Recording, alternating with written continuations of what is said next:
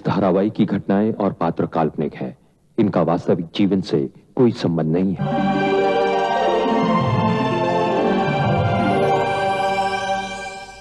आज तुम्हें आश्रम के कानून की याद आ गई? कुंती, तुम इस आश्रम में आई हो अपनी मर्जी से, लेकिन जाओगी मेरी मर्जी से। नहीं सरला दीदी, प्लीज मुझे मत रोकिए, मुझे यहाँ से जाने दीजिए। यहाँ से जाने में ही मेरी भलाई है। तुम्हें अपनी भलाई का पता होता तो फिर क्या बात थी? तुम्हें अब तक यहाँ रखने के लिए मैं सबसे झगड़ी हूँ। कई बार सूरजमल जी और आश्रम के ट्रस्टियों के साथ मेरी बहस हुई है। तुम्हारी वजह से मुझे रिजाइन होने को कहा गया। मैंने सबसे दुश्मनी ली है। दीदी, अब मेरी वजह से आपको किसी से भी दुश्मनी लेने की, किसी से भी झगड़ने की जरूरत नहीं पड़ेगी। जो दुश्मनी मैंने लेनी थी वो मैं ले चुकी। अब तुम यहाँ से तभी जाओगी जब मैं कहूंगी। क्यों सरला दीदी? जब मैं अपनी मर्जी से इस आश्रम से निकलकर कोई काम धंधा करना चाहती हूँ तो इस बात को सुनकर तो आपको खुश होना चाहिए। मुझे अपनी खुशी से ज्यादा तुम्हारी खुशी की चिंता है कुंती, क्योंकि मेरी तुम्हारी तरफ कोई जिम्मेदारी है।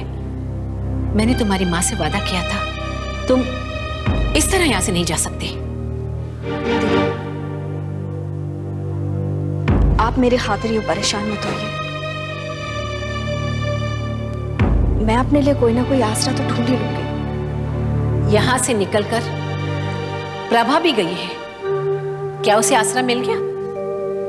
इस आश्रम से निकलने के बाद वो स्वामी जी के आश्रम में जाकर रह रही है। तुमने कभी सोचा है अगर स्वामी जी का आश्रम नहीं होता तो कहां जाती वो? यहां से निकलकर जीना इतना आसान नहीं है। सरला दीदी, मैं हर मुश्किल का सामना कर सकती हूँ, लेकिन अब मैं मजबूर होकर यहाँ नहीं ठहरना चाहती हूँ। यहां से निकलकर जीना कितना मुश्किल है तुम्हें अभी मालूम नहीं है। सिर छुपाने के लिए कई जगह नहीं मिलेगी, काम पाना तो बहुत दूर की बात है। प्रभा को गए इतने दिन हुए, क्या उसे काम मिला? अपनी बर्बादी को और बढ़ाना क्यों चाहती हो तुम? तो फिर आप क्या चाहती हैं? मैं शादी करूं फिर यहां से जाऊं? शादी के बाद तुम्हें रहने को एक घर होगा, एक नई जिंदगी होगी, पति के नाम का रिश्ता होगा। अपने दिमाग से यहां से निकल जाने की बात को भुला दो। अब तुम यहां से तभी जाओगी जब तुम्हारी शादी होगी, और ये मेरा फैसला है।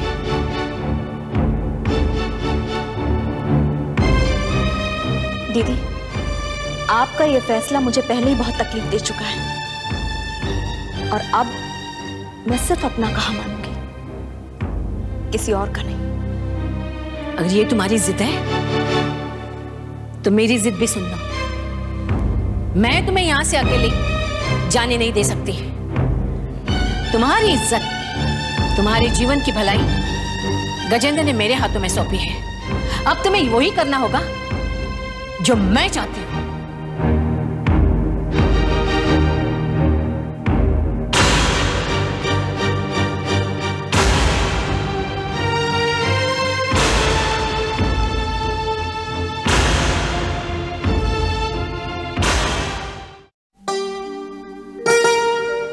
कुंती, अरे प्रभा, तू कब आई? थोड़ी देर पहले, जब सरला दीदी तुझे समझाने की कोशिश कर रही थी तब। सरला दीदी मुझे समझा नहीं रही थी, अपने फैसले का ऐलान कर रही थी। वो चाहती हैं कि मैं हिम्मत जी से शादी कर लूं, लेकिन मैं इस आश्रम को छोड़कर जाना चाहती हूँ। कुंती, आश्रम छोड़ने की जल्दबाजी मत कर। लेकिन प्रभा, अगर मैं इस आश्रम में रही तो हर वक्त मेरे शादी के बारे में ही बातें होती रहेंगी। मैं शादी के बजाय अपने पैरों पर खड़ा होना चाहती हूँ। अपने पैरों पे खड़े होने के लिए जमीन चाहिए, या तू हवा में खड़े होकर उड़ने की सोच रही है? ये तो क्या कह रही है प्रभा? मैं सच कह रही हूँ कुंती, इस आश्रम की दीवारों में बहुत सुरक्षा है जो बाहर नहीं है। इसलिए तू आश्रम से निकलने का सपना छोड़ दे। हकीकत में बाहर की जिंदगी बहुत तकलीफ दी है। तुझे मालूम नहीं है प्रभा, मैं इस आश्रम में एक बोझ, एक गैर जरूरी सामान की तरह हो गई हूँ। यहाँ तेरे पास सर झुकाने के लिए जगह तो है, यहाँ से निकल कर जाएगी कहाँ? मैं कोई काम ढूंढूंगी, क्या मुझ जैसी औरत को कोई काम नहीं देगा? नहीं, जब तक बीते दिनों की परछाई तेरी जिंदगी के साथ है और तुझे उससे छुटकारा नहीं मिल जाता, तुझे कोई काम नहीं मिलेगा। बीते दिनों की परछाई तो जिंदगी भर मेरे साथ लगी रहेगी प्रभा, तो क्या मेरा गुजारा नहीं होगा? आखिर तुझे यहाँ किस बात की तकलीफ है? तू ये आश्रम छोड़कर क्यों जाना चाहती है? पता नहीं प्रभा, मुझे ऐसा लगता है कि अभी मैं कुछ भी काम कर सकती हूँ। मेरी उम्र है, मुझ में ताकत है, लेकिन कुछ सालों बाद तो ये उम्र नहीं रहेगी, ये ताकत नहीं रहेगी, तब तो मैं काम भी नहीं कर सकूंगी। लेकिन तुझे काम देगा कौन? लेकिन प्रभा, इतने बड़े शहर में, इतनी बड़ी दुनिया में एक अकेली औरत मेहनत मजदूरी करके अपना पेट नहीं पाल सकती। एक औरत जरूर अपना पेट भर सकती है, लेकिन एक कुंवारी मां नहीं। यहां से निकलते ही जो भी तुझे देखेगा वो तुझ पर हंसेगा, तुझ पर थू थू करेगा। क्यों? एक बेसहारा जरूरतमंद औरत की कोई मदद नहीं करेगा? मदद के नाम पर अगर तुम्हारे सामने कोई आ भी गया तो वो तुम्हारे सामने ऐसी शर्त रख देगा जिसे पूरा कर पाना तुम्हारे लिए बहुत मुश्किल होगा। कुंती, ये दुनिया बहुत बेरहम है। यहाँ तुम्हें रहने को मिला है, खाना मिलता है और तुम्हारी मेहनत के तुम्हें पैसे भी मिलते हैं। लेकिन प्रभा, इस आश्रम से मिलने वाले पैसों से होगा ही क्या? मिलते ही कितने हैं? इतने दिनों से जोड़ रही हूँ तो भी 1000 रुपए जुटा नहीं पाई हूँ। नहीं प्रभा, अब मुझे इस आश्रम का सहारा छोड़कर कोई बड़ा काम ढूंढना होगा। तू बड़ा काम करना चाहती है ना? तो तेरे सामने एक बड़ा काम है। वो क्या है? हिम्मत से शादी। ऐसे में तुझे हिम्मत से शादी करने का फैसला करना चाहिए, जो तू कर नहीं रही है। मैं वो फैसला नहीं कर पाऊंगी। कुंती, तू अपने भाग्य को ठोकर मार रही है। भाग्य ने तुझे अपनी जिंदगी संवारने का एक मौका दिया है, जिसे तू स्वीकार नहीं कर रही है। लेकिन जिस बात के लिए मेरा दिल ही राजी नहीं है, मैं उस बात को कैसे स्वीकार कर सकती हूँ? कुंती, ये फैसला तेरा अपना होना चाहिए। मैं तुझ पर कोई दबाव भी नहीं डाल सकती, इसलिए जो भी फैसला करना सोच समझ कर करना। अभी तो तुझे समझाने के लिए सभी हैं, लेकिन ऐसा ना हो कि जिद में आकर तू अपनी जिंदगी को बिखेर दे, जिसे समेटना तेरे लिए बहुत मुश्किल हो जाए। अच्छा, एक बात बता प्रभा, अगर तू मेरी जगह होती तो तू क्या करती? कुंती, तुझ में और मुझ में बहुत फर्क है। मैं अपनी जिंदगी कैसे भी जी सकती हूँ, लेकिन तुझसे जिया नहीं जाएगा। इसलिए जो भी फैसला करना सोच समझ कर करना। चलती हूँ।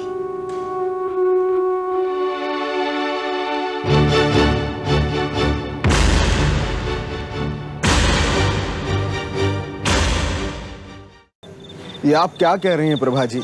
इस आश्रम में आपको कोई कष्ट या परेशानी है? कष्ट की बात नहीं है हिम्मत जी, मेरा अपना दिल ही गवारा नहीं कर रहा। प्रभा जी, ऐसे में दिल से नहीं दिमाग से काम लेना चाहिए। और इस आश्रम के अलावा आपके पास कोई ठिकाना भी है? आप जाएंगी कहाँ?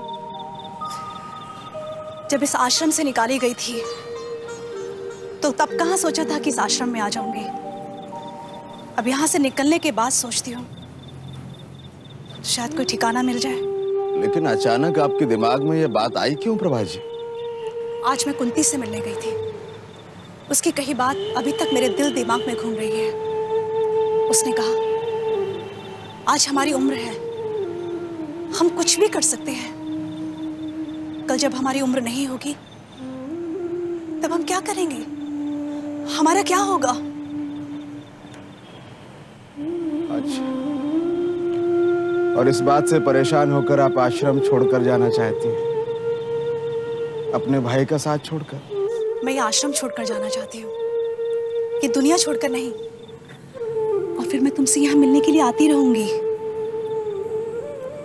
लेकिन मैं आपको यहाँ अपनी जिम्मेदारी पे लेके आया था। आपने मुझ पर बहुत बड़ा एहसान किया, जो इस आश्रम में मुझे आसरा दिलवाया। लेकिन अब मैं इस आश्रम पर किसी पर बोझ नहीं बनना चाहती। बोझ? आपसे ये किसने कहा कि आप बोझ हैं? लोग कुछ कहें या ना कहें, लेकिन खुद को तो लगता है ना। और फिर यहाँ मेरे लायक कोई काम भी नहीं, और मैं आश्रम में किसी पर बोझ नहीं बनना चाहती। प्रभा जी, मैं तो आपसे यही कहूंगा कि जब तक आपको कोई उचित काम ना मिल जाए, आपको यह आश्रम छोड़ के नहीं जाना चाहिए। यहाँ से निकलकर काम की तलाश करूंगी नहीं तो काम मिलेगा कैसे? तो आप काम की तलाश में बाहर जाया कीजिए ना, मना किसने किया? और शाम होते ही वापस घर आ गए, आश्रम आ गए। हिम्मत जी,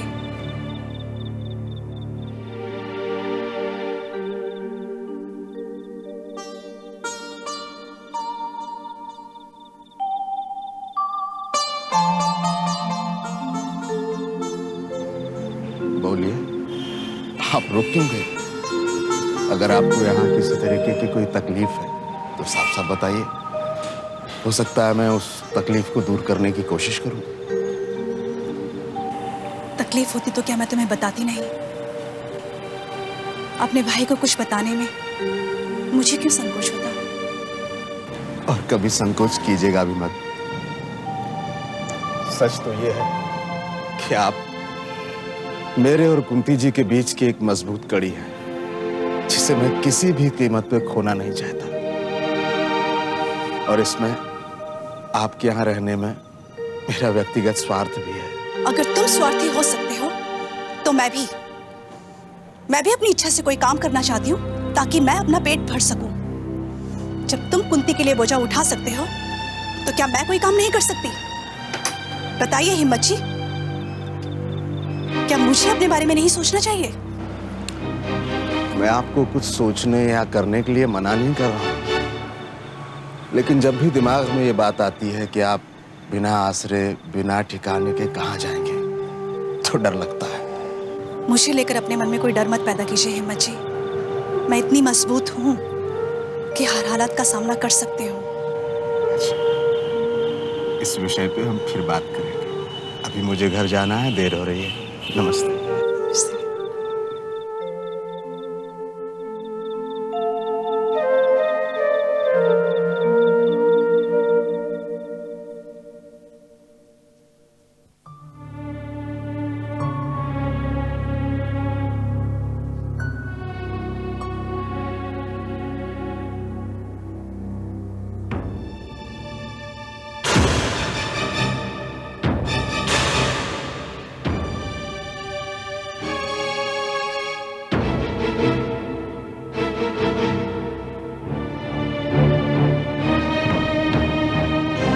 हुकुम का बादशाह, जैसे कि मैं।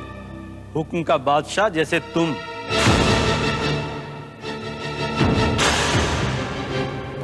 तुम फिर यहां गए? वादे के मुताबिक 4 दिन गुजर जाने के बाद आया हूं, और वो भी तुम्हारा इंतजार करने के बाद। देखो, अभी पैसों का इंतजाम हो नहीं पाया। नहीं हो पाया तो जाके करो भाई। मैं बैठता हूं यहां, आज पैसे लेकर के ही जाऊंगा अपने। तुम बात समझने की कोशिश क्यों नहीं करते हो? सारी कोशिशें मैं ही करता रहूं और तुम बैठे यहाँ पेशेंस खेलते रहोगे। मुझ में इतना पेशेंस नहीं है। उधार दिया था, उधार कोई खैरात नहीं बांटी थी मैंने। हाँ, हम कोई भागे थोड़ी जा रहे हैं यार। उधार लिया है, चुकता कर देंगे। बस थोड़े दिन की मोहलत चाहिए। बहुत दे चुका मैं, मोहलत और नहीं दे सकता। जब तुम्हें मालूम था कि तुम उधार चुका ही नहीं सकते तो लिया किस लिए था? अब देखो, ज्यादा बात करने की जरूरत नहीं है।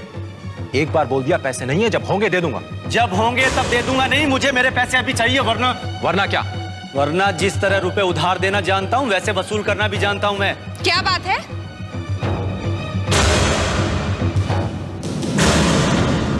कुछ नहीं पुष्पा, तुम अंदर जाओ।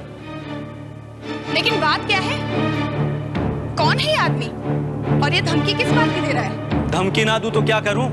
पूरे 10,000 रुपए उधार लेकर के बैठे हैं और जब भी मांगो आजकल करते हैं। आज मैं अपने पैसे लेकर के जाऊंगा। हाँ। अच्छा, तो सिर पे कर्जा भी चढ़ा रखा है? देखो, मैंने कहा तुमसे पुष्पा कि तुम अंदर जाओ। ये मेरा मामला है, मैं इसे निपटा लूंगा। हाँ भाई, लेकिन जरा जल्दी निपटाओ, मुझे और भी बहुत काम है। देखो, तुम मुझे सिर्फ 1 और दिन की मोहलत दो, मैं तुम्हारे सारे पैसे चुका दूंगा। मुझे अब तुम्हारी बात पर कोई विश्वास नहीं है। मुझे आज अभी पूरे 10,000 रुपए चाहिए, वो भी नकद। देखिए भाई साहब, मुझे नहीं लगता कि आपका कर्जा आज चुका पाएंगे। प्लीज आप अभी यहाँ से जाइए। ऐसे खाली हाथ कैसे चला जाऊं मैडम? अरे जब ये कह रहे हैं कि ये कल तक आपका पैसा चुका देंगे, तो क्या आप एक दिन और इंतजार नहीं कर सकते? ये तो पहले भी बहुत बार कह चुके। आज मुझे इनकी बात पर विश्वास नहीं है, मुझे अभी अपने पैसे चाहिए बस। देखिए, एक दिन और रुक जाइए, मैं आपसे वादा करती हूँ कल तक आपको आपके पैसे मिल जाएंगे। पहले इनकी माताजी ने भी वादा किया था, आज आप भी वादा कर रही हैं। कल किसने क्या किया था ये मैं नहीं जानती, लेकिन मेरा आपसे वादा है कल तक आपको आपके पैसे जरूर मिल जाएंगे। प्लीज चाहिए आप यहाँ से। लेकिन एक दिन के अंदर यदि हमें हमारे पैसे वापस नहीं मिले ना, फिर देखना हम क्या करते हैं।